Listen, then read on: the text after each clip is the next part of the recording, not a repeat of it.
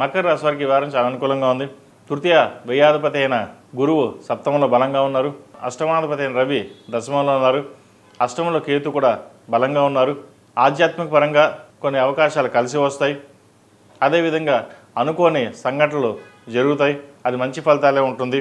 ₹1 ఖర్చు అవుతుంది అనుకున్న చోట ₹2 ఖర్చు అవుతుంది. శుభకార్యాలు చేస్తారు. వివాహ సంబంధించిన విషయ వ్యవహారాలు చక్కగా ఉంది. మంచి సంబంధం కుదురుతుంది. జీవిత భాగస్వామి సలహాలు సూచనలు చక్కగా పాటించండి. కలిసి వచ్చే విధంగా గోచరిస్తోంది. అది వ్యాపారం ఉన్న వారికి గడిచిన కొన్ని వారాల కంటే ఈ వారం చాలా బాగుందని చెప్పొచ్చు. గత వారం బాగుంది చెప్పినట్టుగా ఈ వారం బాగుంది. ఎటువంటి ఇబ్బంది లేని వాతావరణం ఉంటుంది.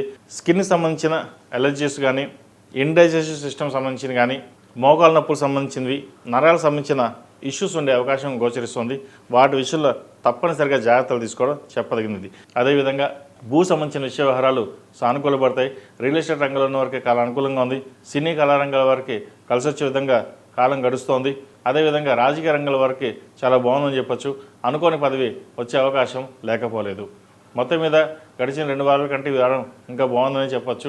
ఈ రాశిలో జన్మించిన విద్యార్థులకు విదేశీ సంబంధించిన విషయ వ్యవహారాలు పరిశీలించుకొని అన్నీ ముందుకు వెళ్ళడం చెప్పదగినది. వైద్య వృత్తిలో ఉన్న వారికి కాలం అనుకూలంగా ఉంది. ద్వితీయంలో రాహు అంత అనుకూలంగా లేదు. విద్యాపరంగా, ఉద్యోగపరంగా, డబ్బు పరంగా కొంత ఇబ్బందులు ఉండే అవకాశం గోచరిస్తుంది.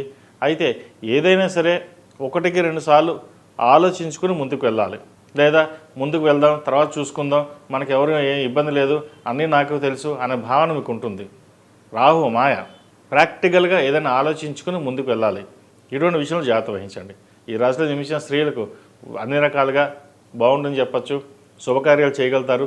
సంతానం మంచి సంబంధం కుదురుతుంది. అదేవిధంగా వివాహ ప్రయత్నాలు చేస్తున్న వారికి మంచి సంబంధం కుదిరే అవకాశం గోచరిస్తుంది. పునర్వివాహ ప్రయత్నాలు చేసిన వారు కూడా కాలం అనుకూలంగా ఉంది.